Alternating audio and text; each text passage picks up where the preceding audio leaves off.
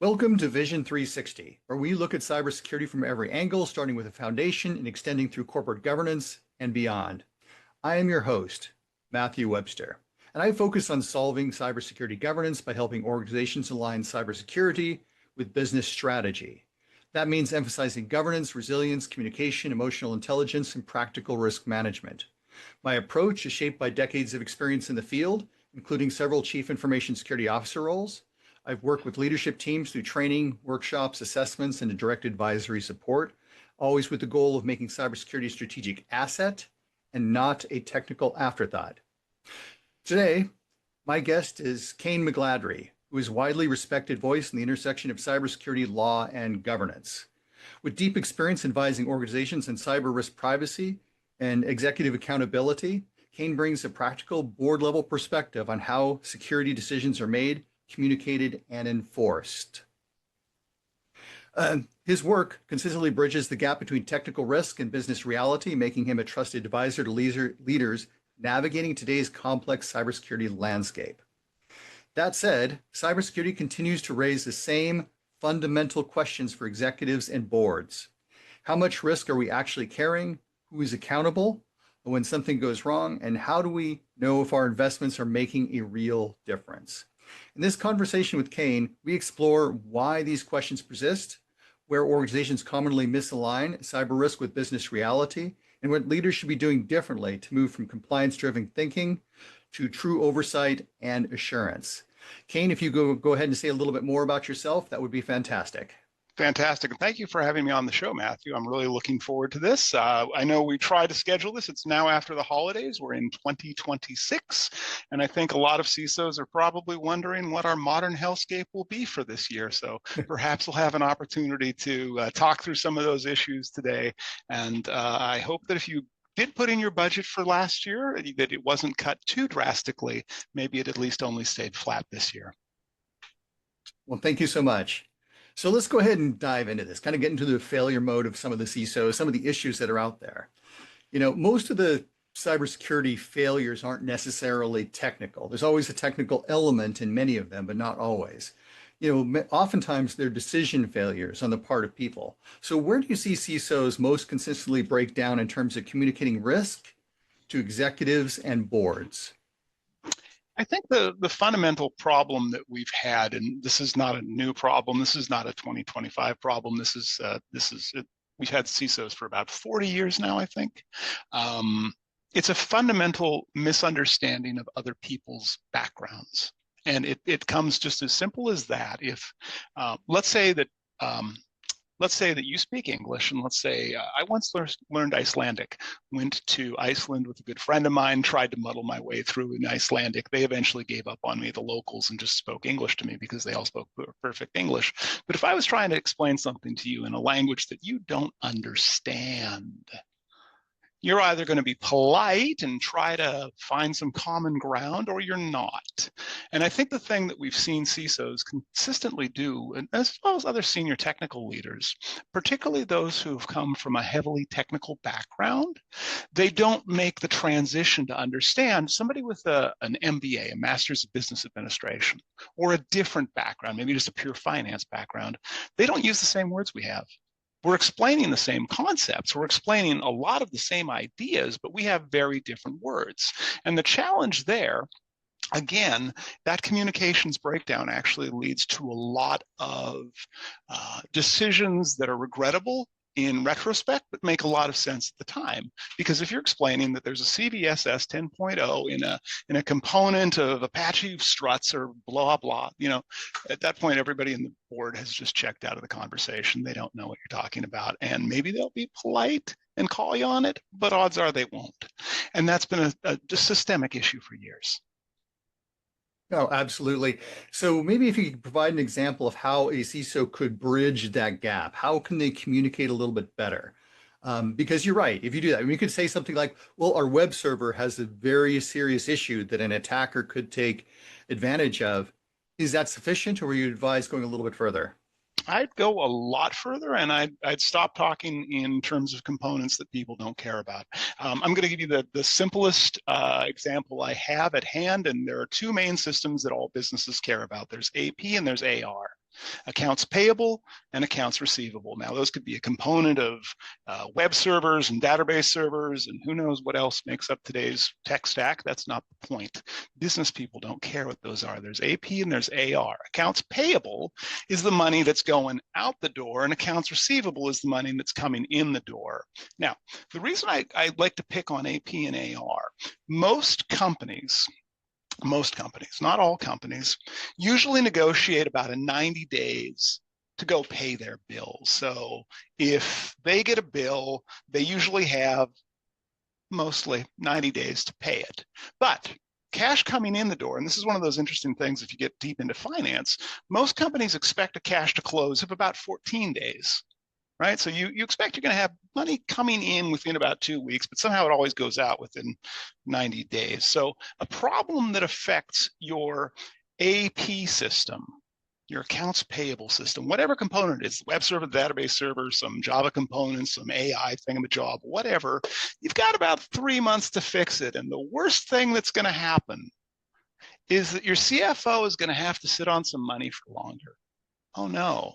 Find me a CFO who's going to get really shouty about, wait, you're saying we might miss a contract and we're going to have to keep the money in the bank and earn interests? It's not scary to them. But if you look at your money that's coming in the door, your accounts receivable, you've got about 14 days, you got about 2 weeks. And the thing is that when AR starts failing, there was a Change Healthcare data breach, which I think you may remember, and I think about 1/3 of your listeners, assuming that they're all in the United States, about 1/3 of your listeners were probably affected by Change Healthcare.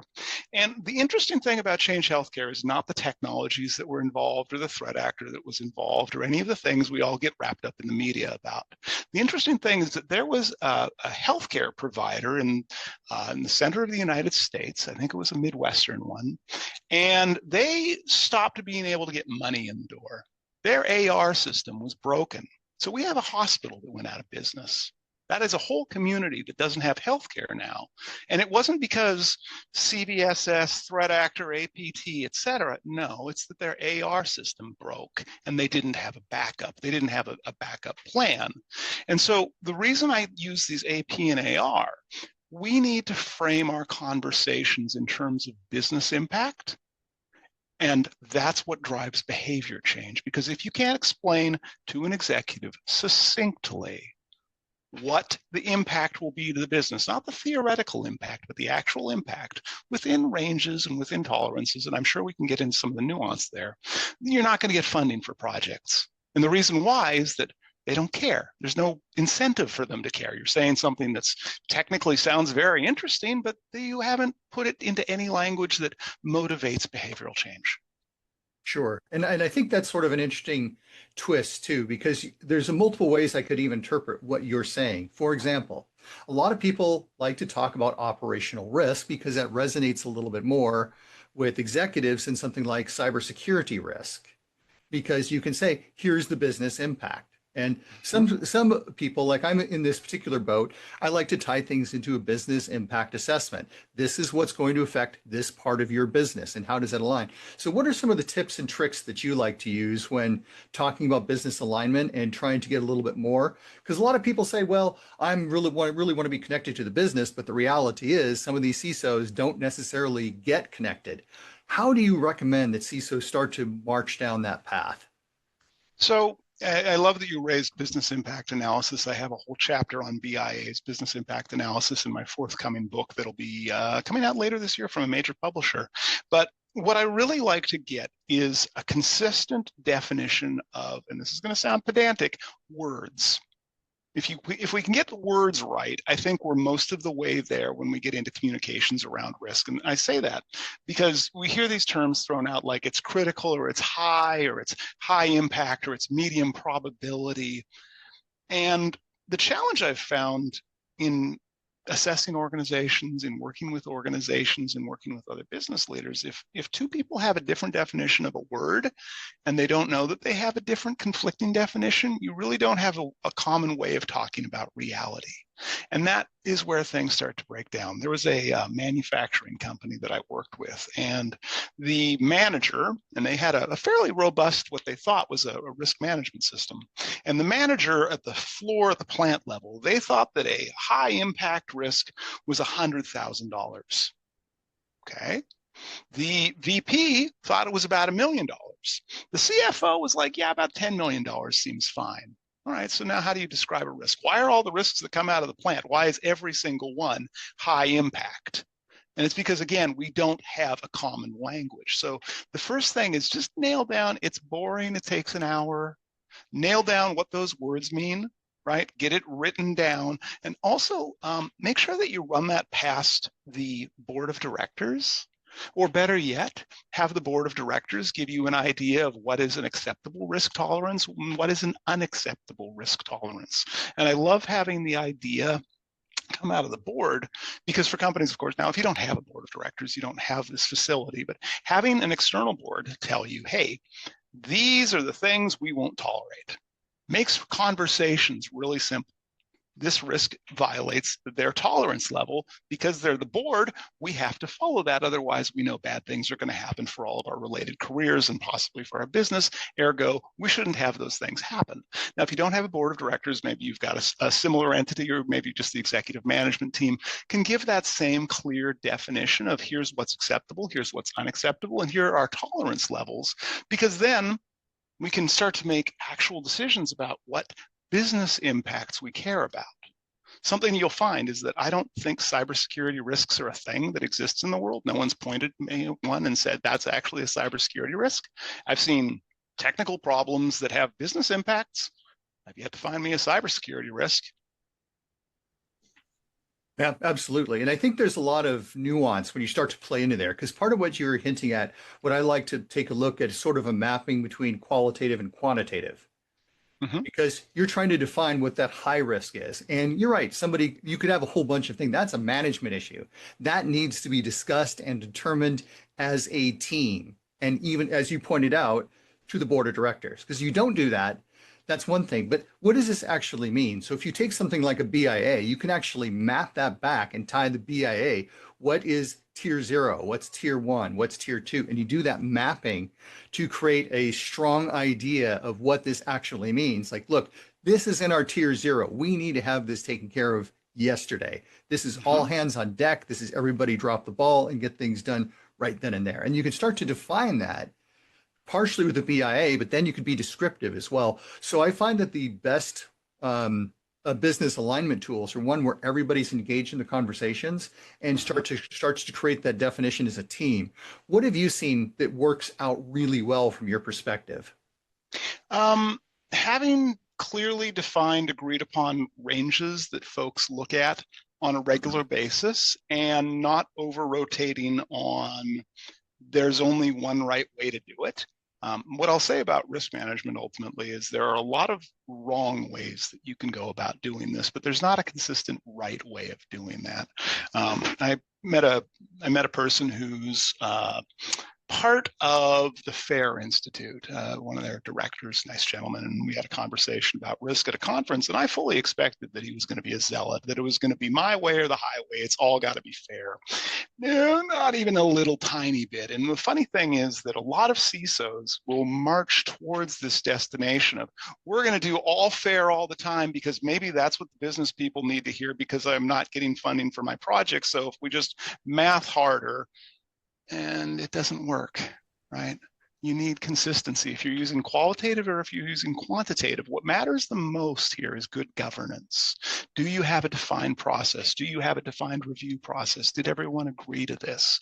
Because when you're in front of the cameras explaining why you had a breach, or your media relations person is in front of the cameras explaining why you had a breach so you don't accidentally pull yourself a Tony Hayward, you want to have the board and the other executives backing you, because what we've seen is that organizations can still get a degree of forgiveness if you assessed a risk as being a medium probability but a high impact, and you had a defined process that says for a medium impact, high probability risk, this is how we're going to do things. And if you can show you ticked all the boxes, that you'd followed all of your steps, all of your process, and you still had a negative event, a material event, a data breach, whatever bad day came and happened to you.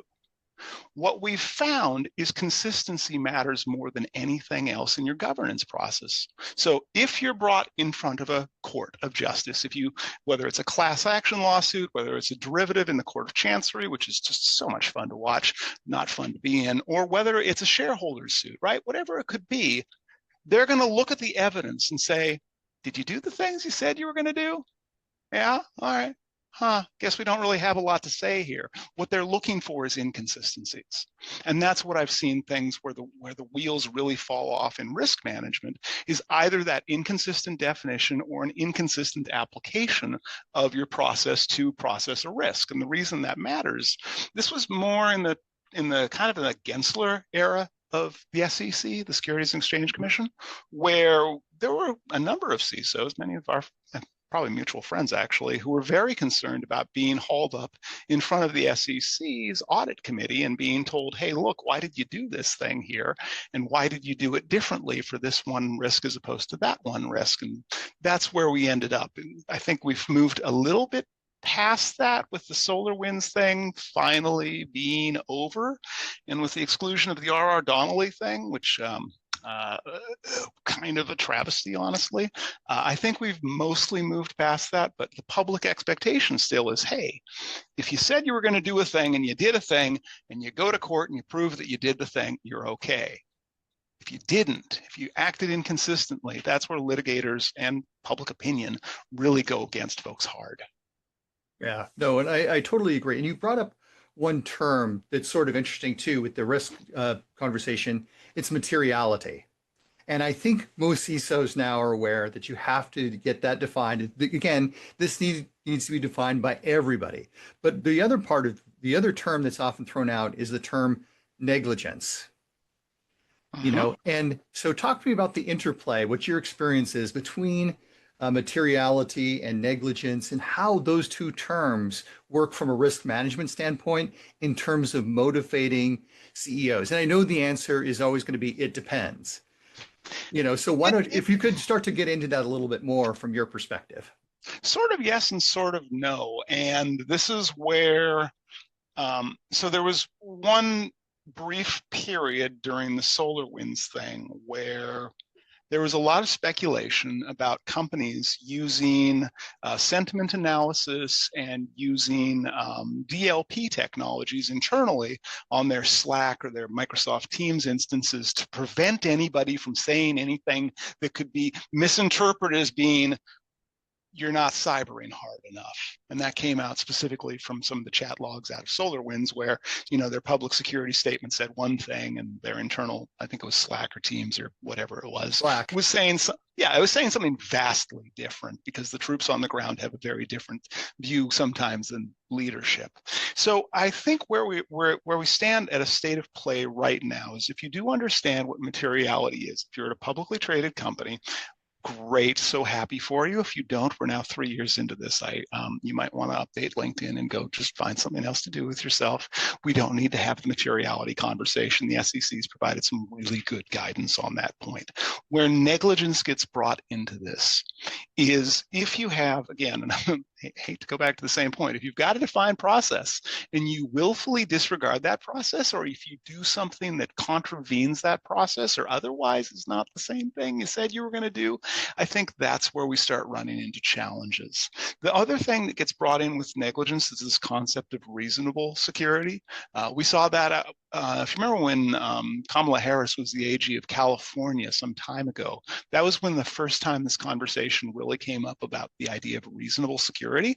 I don't think we've come to a consistent definition of that, although Brandon over at R Street in 2025 did a really good breakdown on what the etymology is on reasonable security. I think right now the expectation is if you say that you have a security attestation, maybe you got yourself an ISO 27001, okay, and you put that in your SEC disclosures that you're following ISO 27001. If you're following the way that things are defined and you have evidence that you're doing it that way, again, if you have a really bad day and you you have to involve cyber insurance and their investigators, or you come under scrutiny of an audit committee, or if you come under scrutiny of a litigator, provided you've got that consistent documentation that you were doing the things you said you were going to do, it's probably not negligent, unless they can find some real interesting ill intent, like you were shorting your own stock and causing a breach by not doing a thing. That is a hypothetical scenario. Of course, nobody we know would want to do something like that. But I think that where it starts to get a little more fuzzy, and this happened with some of the initial SEC disclosures, Securities and Exchange Commission disclosures, was the idea that we're using the NIST framework. I remember seeing that in some of the early disclosures, and I actually saw it the other day on a disclosure from a company that I won't name. And they're just using the NIST framework, not the NIST cybersecurity framework, not NIST CSF 2.0, not NIST anything. Just they're just supposed to be the one. Lawyers, please, if you're watching this podcast, please understand we do have names for these things. Go find the one that you're using. Go talk to the CISO, please. Go fix that up, because that ambiguity there is actually a potential problem. If you're saying you're using the NIST framework, and I don't know, let's say this is probably going to be a self-licking ice cream cone in a few minutes in the defense industrial base. Under CMMC, which is just what I'm bringing up there, you are doing NIST 800-171. So if your SEC disclosure says we're using the NIST framework, or goodness help us, we're using NIST CSF 2.0, you've probably got a basis for an FCA issue right there, False Claims Act, which is easily avoided by, again, just pick the right words. It's funny how a lot of this stuff comes down to words matter and words have meanings.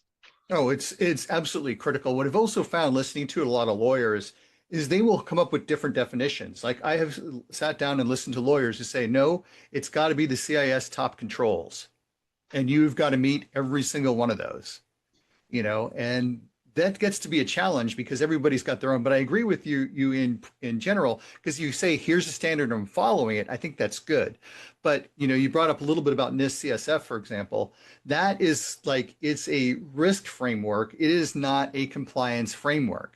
It's so general that it means something, but it's so nebulous. You could interpret it in multiple ways for some of the stuff. Yes and no. Again, words have meanings. The NIST cybersecurity framework is a control framework. The NIST risk management framework is a risk management framework. One of the things that junior CISOs that I've bumped into, and I'm sure you have too, is they conflate the two. They think you start by picking your controls first.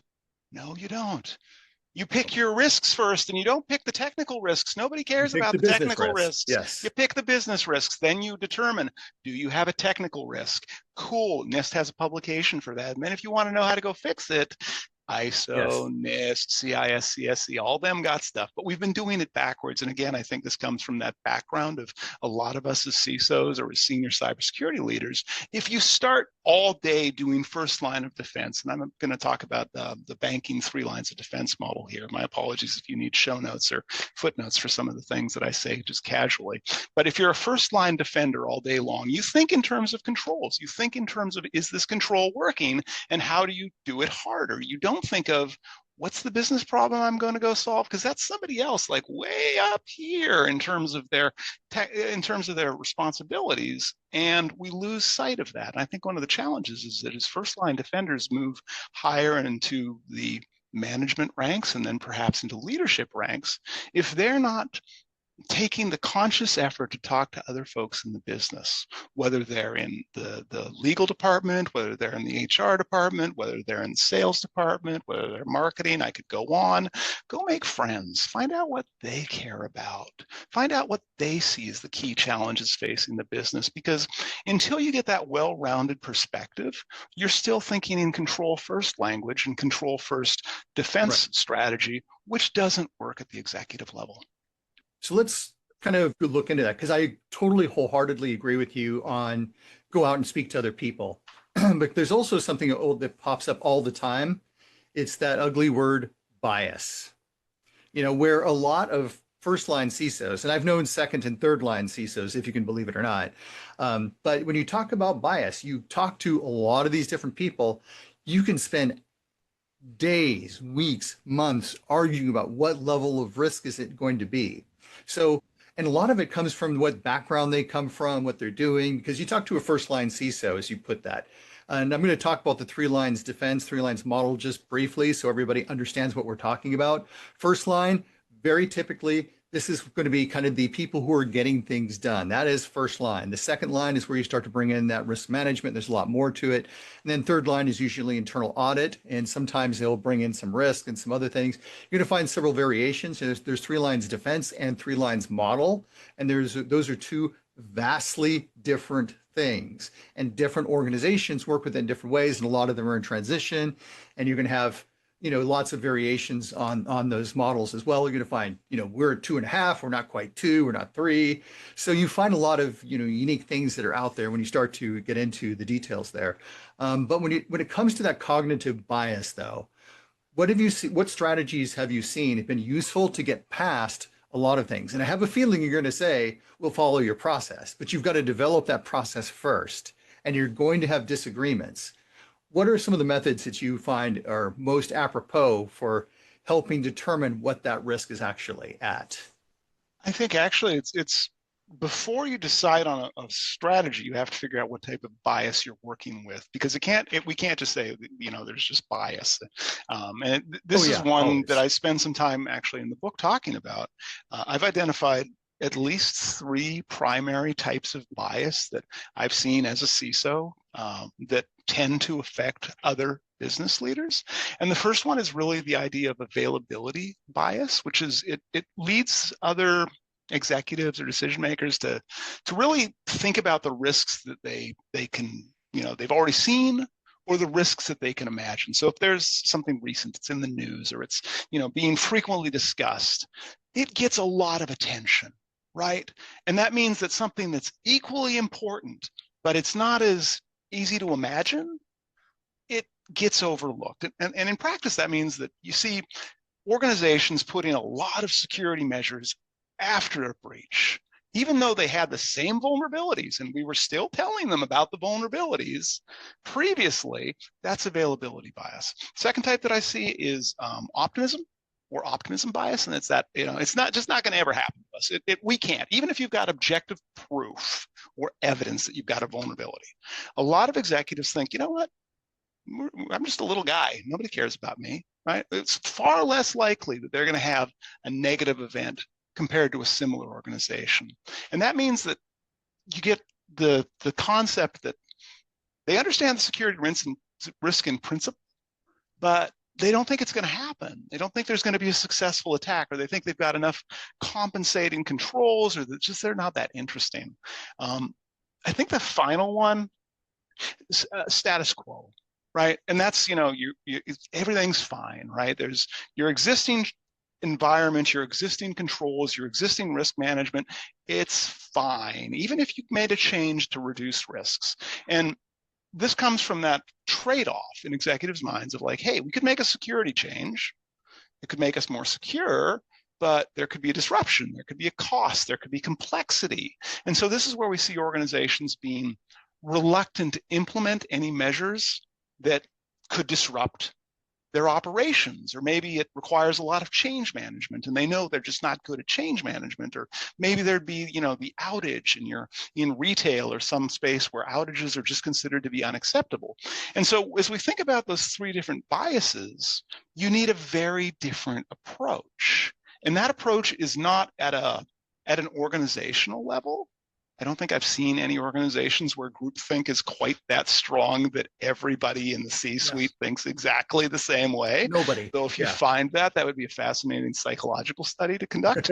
But if you're dealing with availability bias, right, they're always thinking about the thing that's in the news because it was in the Wall Street Journal today, and geez, wow, that looks scary.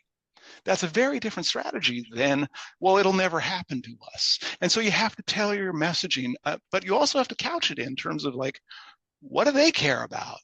Just because you've found a bug, a vulnerability, a CVE, something that somebody could exploit, is it in a system they care about?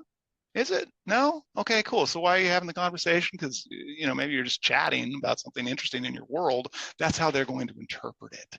So I think that we have to tailor the discussion to be, if they're only seeing one type of cybersecurity news, mainstream stuff. One of the years, my first CISO gig I had, actually, I started writing a newsletter. I still write it today. I write it on LinkedIn. It's very boring, and it's about law and regulation and other interesting matters that are interesting to me. The reason I did it was to break through the noise of board, so that they got an entirely different view of, here's stuff that's happening. It's not on the front page of the Wall Street Journal. It's not on the front page of the New York Times. It was coming from a guy who they trusted, and they were paying to, and they, look, he also writes a newsletter. That's cool. What's this say about, ITAR is a thing. People get in trouble for ITAR. OFAC is a thing. And again, we have to have that alternate way. I'm not saying everybody who's a CISO needs to go write a newsletter, but we do have to build those relationships somehow. And the other thing that I will say, and this comes from being a consultant for many years as well, if they won't listen to you, bring in a consultant, pay them 5 times what it would have cost you to tell them the same thing.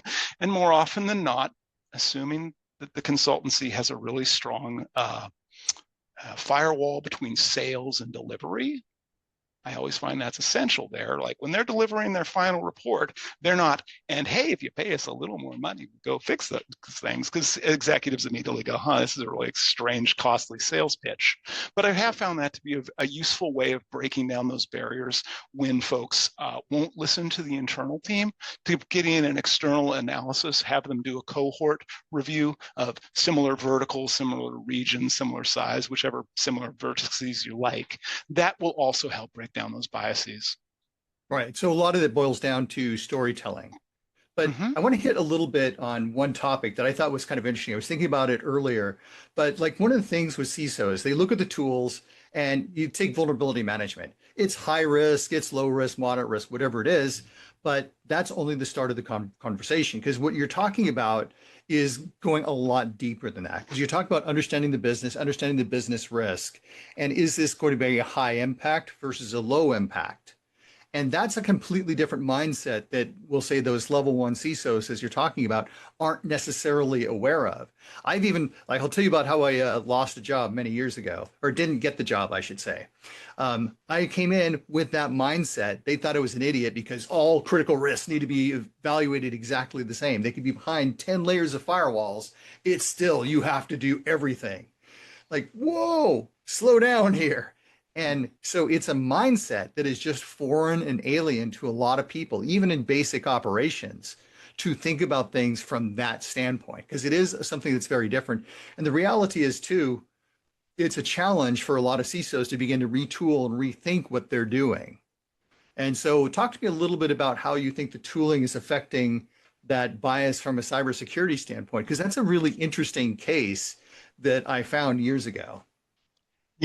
It's funny. I'm thinking of one of the first government contracts that I had very early in my career, and Paul was the in charge of their data center. That's not the point of the story. He had a logbook, printed paper logbook that he made notes in. And the fundamental lesson I took away from it is he didn't have little server names. And this was many years ago, back when we considered servers to have unique names as opposed to being just disposable temporary assets. But he had them all grouped not by which rack and which wiring and so on and so forth, but what business process did they support?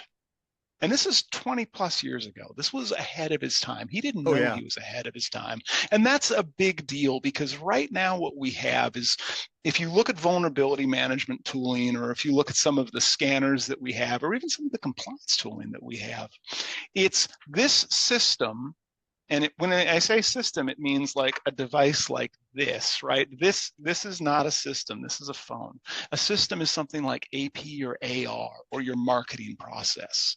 We need to bundle all of the components, whether they are long-lived or short-lived. Your Kubernetes stuff is just as vulnerable as your legacy Windows 11 desktop, potentially, depending on what it's being used for, right? But we need to jump those and clump them and say, cool, what part of the business does this support exactly?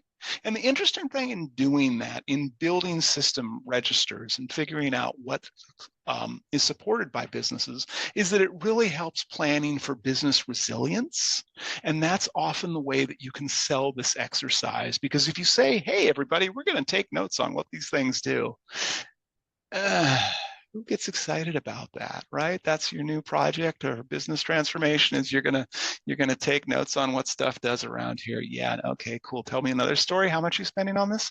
But if you say this is part of our disaster recovery and business continuity planning for the year, suddenly people get it and they get it real quick. Because if you have contractual or if you have legal or if you have regulatory obligations that say your system will come up back in this amount of time, cool. Do y'all know what these systems are? No? Okay, cool. So how do you know you're going to prove that you can do the contractual thing if they invoke a right to audit as part of a contract, which always a fun thing to be on a receiving end of. But that's the way we have to sell these things, is take the business problem that somebody cares about, business continuity, disaster recovery, then back end, what is the cyber thing we're trying to fix? Oh yeah, it'd be sure nice if we had a list of business systems if we don't already have one. Tie the two together. That's the thing we consistently, the successful cyber leaders that I've had the privilege of working alongside, they do that just inherently. Everybody else, that's what we need to raise up to so that we can actually be shown as not being a cost center, but we're actually supporting the business and we're helping the business to be profitable. I love that. So I think that's a good place to stop on these particular points. I'm going to switch the conversation over to AI, because what conversation about bias and other things, because AI is a little bit of a different world than most of us are used to. There's some components that are very, very, very familiar. You still have a SaaS solution that's out there many times. Sometimes you have APIs that are connecting in. I know you can grow them in-house as well, but it also changes that whole conversation a little bit, because now you've got the contracts, and contracts are going to say, hey, we're going to ignore this particular server over here when that's a critical one.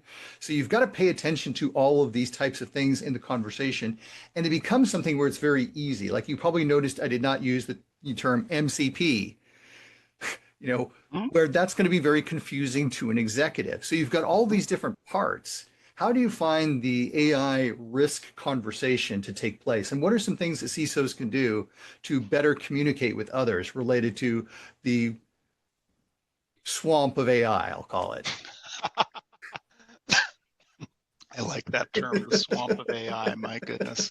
So I think that, so I used to run a CISO roundtable for 100, 150 friends worldwide. And when AI first really became prevalent in, let's say, 2024, the whole conversation was, is this a CISO thing?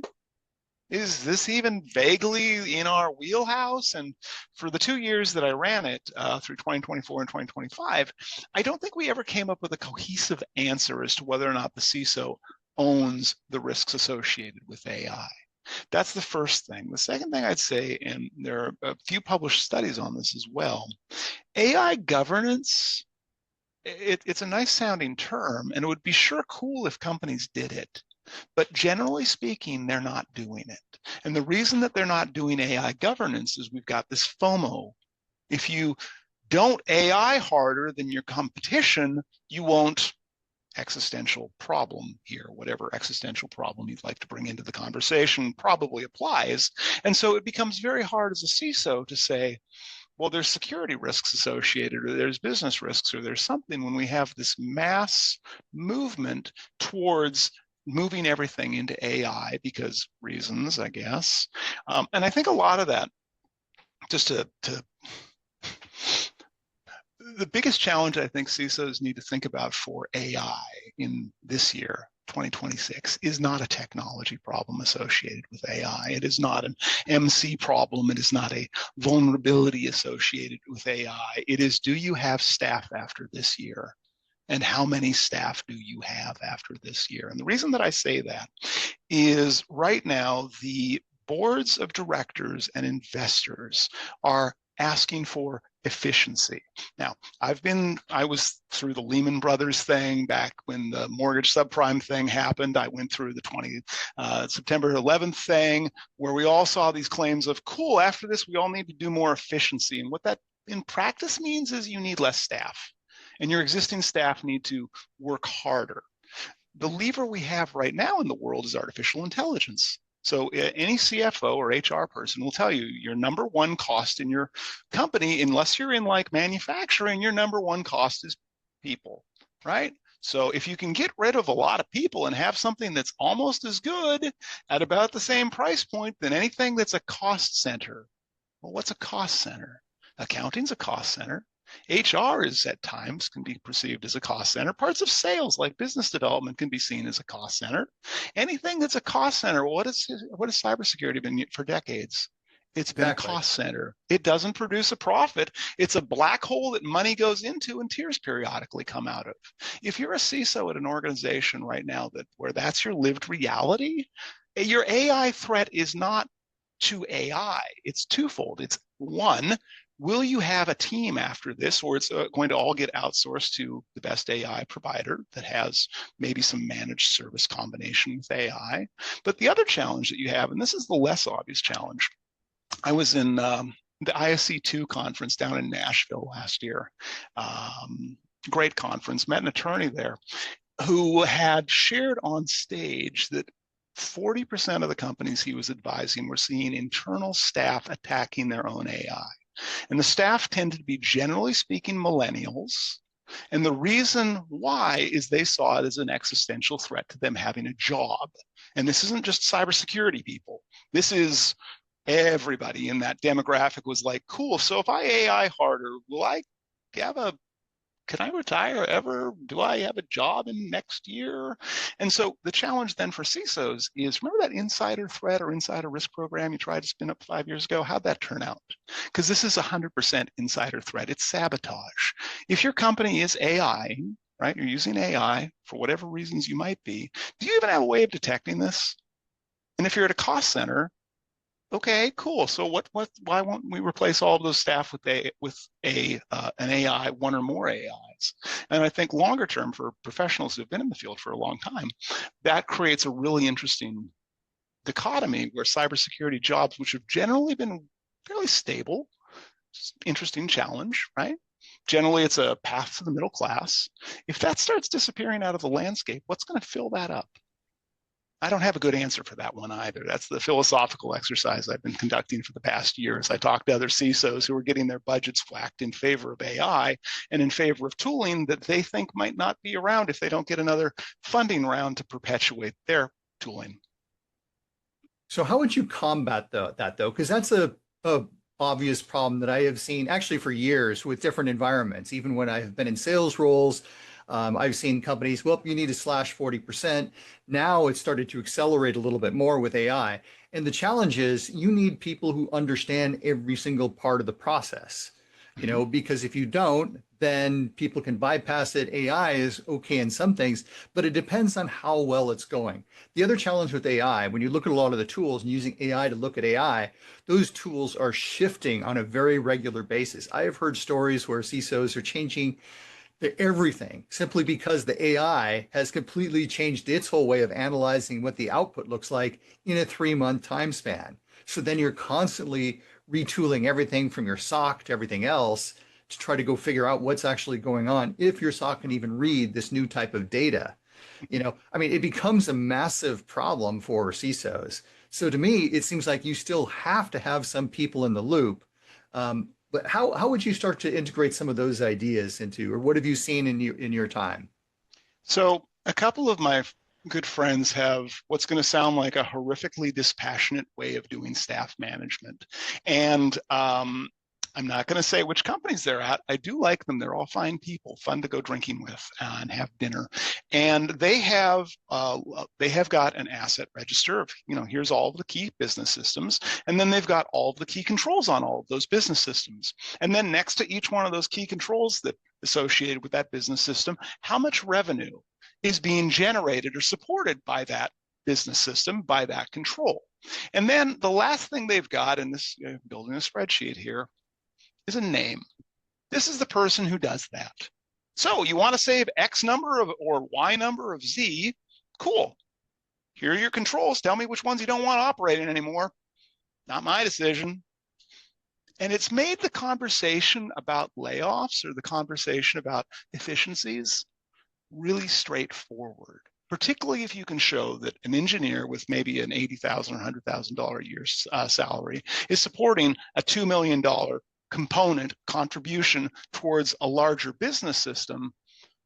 You move on at that point. You're getting 10x, 20x productivity out of that person. Why is AI going to do anything any better when the cost of changing it could actually disrupt that key line of business or that key business component that's driving revenue? So the trick again here is we have to tie cybersecurity to business outcomes. Otherwise, as a cost center, you can't get into that conversation and get out of it without having lost something in the transaction. Sure. And that makes sense to me. I mean, one of the things too that you were starting to jump into, and I think what you're doing is you're also simultaneously looking at accountability.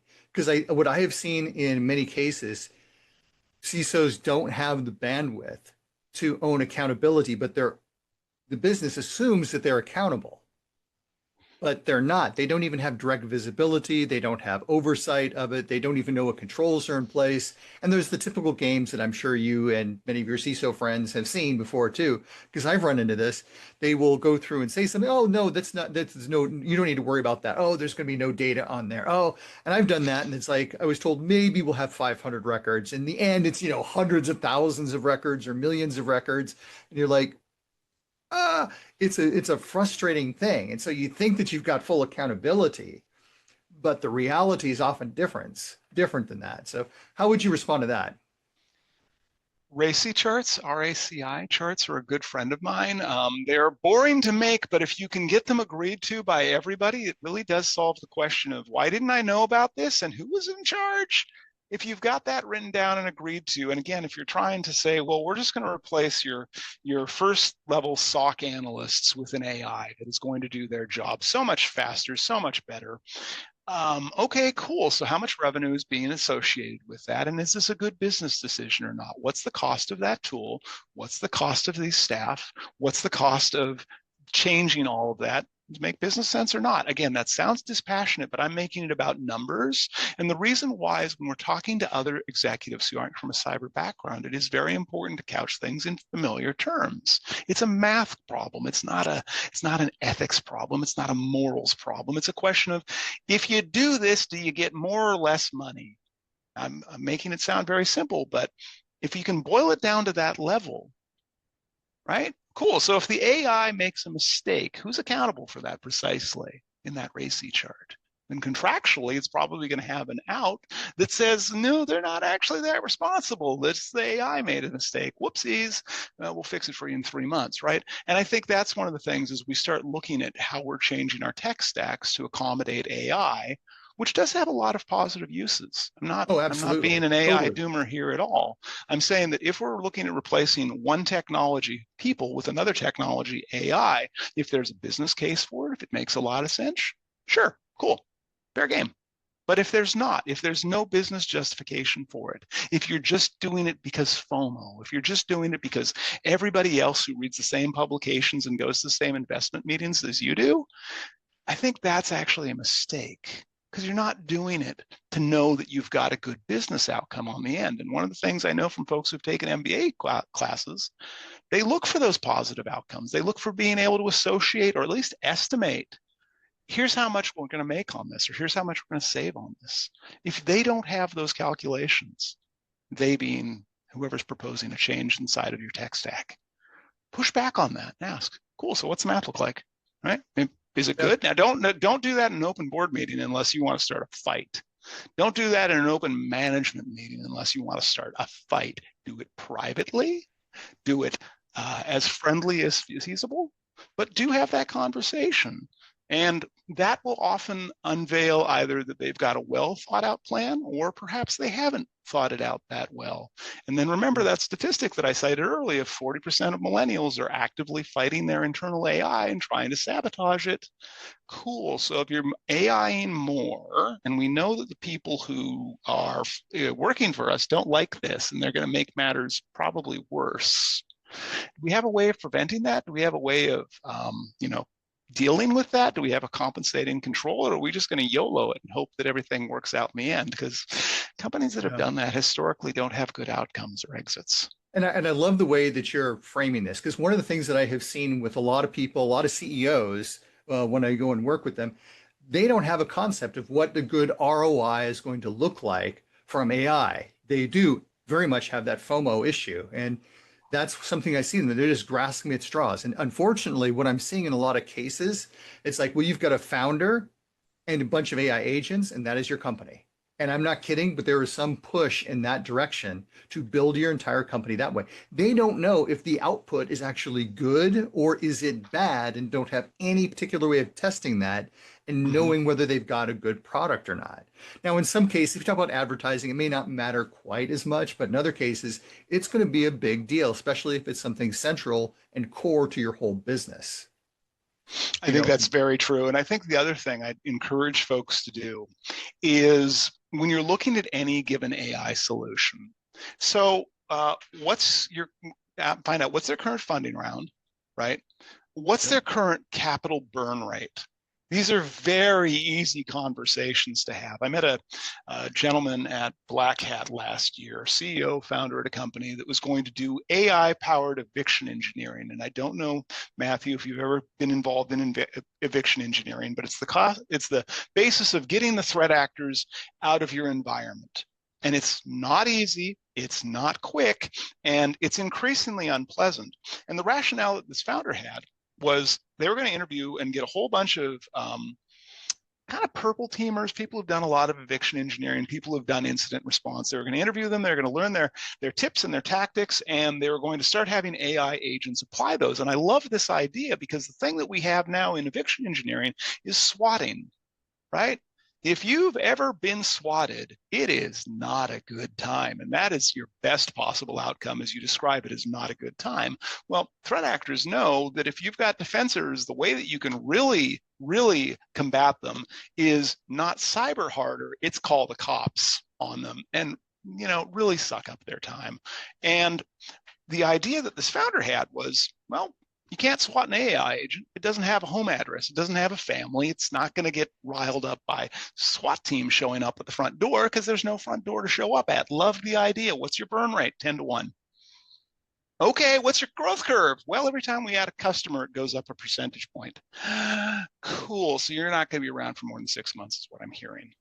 But if you don't have that conversation as you're evaluating a given solution, how do you know the longevity associated with it? Because if they're hoping either for a funding round or an exit as an individual or as a small company that's just a whole bunch of AI agents and some little guy doing their thing, I think we have to have that informed discussion. Otherwise, you talked about negligence.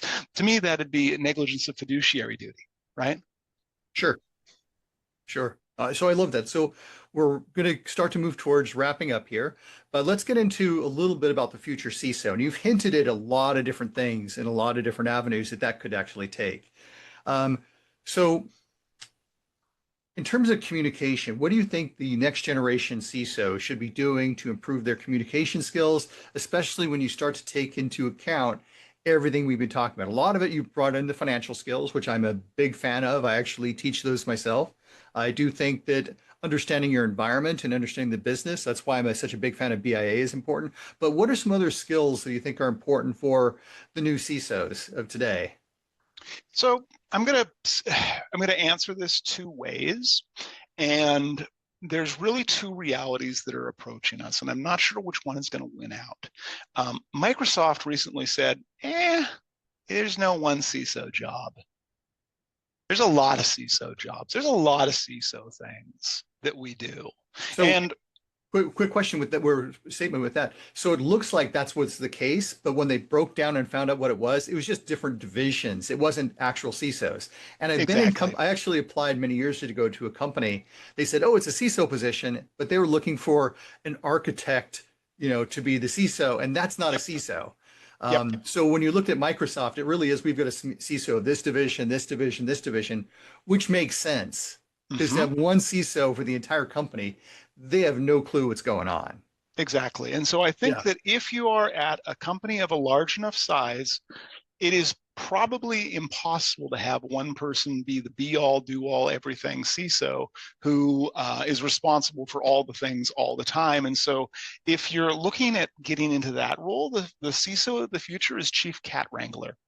How can you herd all of the cats and make sure that they're following the larger strategy? And that means you just have to be a really good business communicator to understand the basis of what's the enterprise care about today? What do they care about tomorrow? What's our actual strategy and how can I contribute towards that? Now, if by comparison, you're the CISO who has to write code, you have to configure the firewall, you have to manage a $100 million budget, you have to do board presentations, you have to do press releases, and you also have to manage your staff. Time management is probably the good thing. Time management and self-care, I think, would be the big things that we have. This is unfortunately not new in the cyberspace, where we have a high degree of burnout and a high degree of negative outcomes associated with being a CISO for any duration of time. This is why most CISOs have a tenure of about 18 months to 2 years, because it's an unreasonable, untenable position. And so I think the ability there, the other one I'd throw in there is the ability to say no. I learned that many years ago. You can actually, the word no exists, and it exists for a reason, and you can figure out, like, do I need to be in this meeting? Do I actually need to, do I need to write this report? Do I need this report? Do I need to talk to this person? And if you learn to say no, you can actually do some schedule defense on yourself and say, these are the things that I, as a CISO for this enterprise, do care about. These are the things that the enterprise expects me to care about. Cool, if those two merge really together, if they make sense, great. But otherwise, get dragged into everything because, you know, your schedule is open. You seem to be free. You're a nice person to talk to. Don't get caught up in that game, because that actually becomes a risk in just basic time management. Because if you're a CISO who's trying to do 11 billion things concurrently, you're not going to succeed in that space. If you're mindful, if you're intentional about what matters, if you delegate appropriately, something that I've seen a lot of CISOs do, and I'm sure you have as well, where they get uncomfortable and they go back to doing the technology thing that they used to like doing. You bump into these CISOs who are writing code at their companies, and they're like writing their defensive stack. I'm like, so how's the job? And you find out they're deeply unhappy because they don't understand what they've been asked to do, right? So you have to be willing to change. You have to be willing to say no. You have to be willing to understand what the other executives want. You have to be willing to go for coffees, make friends with people who you might not otherwise have a reason to chat with, like HR, like legal, like sales, like marketing. Go be friends with all of them, or at least get to understand what motivates them. Use those communication skills to actually inform your business decisions, and then delegate as much of it as possible to your team, whether that is an entirely human team, whether that is a team that's, you've got your resident AI agent that does some of this stuff for you, whether you've got an MSSP and an MSP, cool, right? Learn to delegate, because we can't do everything that's required of the role. And again, if you're in that Microsoft forward, like we have divisional CISOs, and you know what? Still applies to all them. They should just periodically talk, so you don't have weird different governance differences between business units and business divisions, because that is crazy making at a whole other level. Oh yeah. And make sure that you've got that risk clearly defined, that alignment that we talked about before. So in closing, if a CISO is listening to this, what is the one thing about that they could start doing tomorrow to start changing their communication game? And why would it be, and why is it so difficult for CISOs?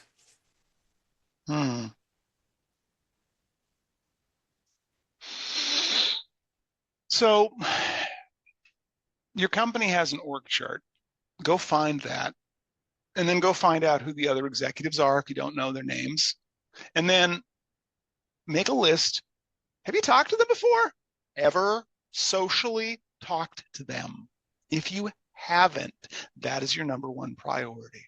Now, if you have talked to the other executives, cool. What do you remember from that conversation exactly about what motivates them? And do you have a regular, can just be a 10-minute check-in? Your CEO is busy. Do you have 10 minutes every quarter to check in and see how everybody's doing? And I don't mean 10 minutes as part of the board meeting. I don't mean 10 minutes as part of the executive ELT, whatever you call it, management. Do you have a one-on-one? Make that your 2026 goal. Yes, I just said you have to say no to meetings, but these are important meetings because it's informational. There's not a set agenda. It's what are you working on right now? What's motivating you right now? What am I working on right now? If we don't have those basic conversations, this is people to people, then we lose sight of what we're all doing. And if a CISO loses sight of what the business cares about, that's a CISO who's going to be looking for a job. Thank you so much. So this has been a fascinating conversation. I really appreciate your time today. I think we had a pretty good discussion, went into a lot of details behind things, everything from risk management. A lot of it is communication oriented and how you behave with other people. So I hope that everybody who's listening to this podcast is getting something out of it. Kayne has been a fantastic guest, and I want to thank everybody for listening. Have a good day.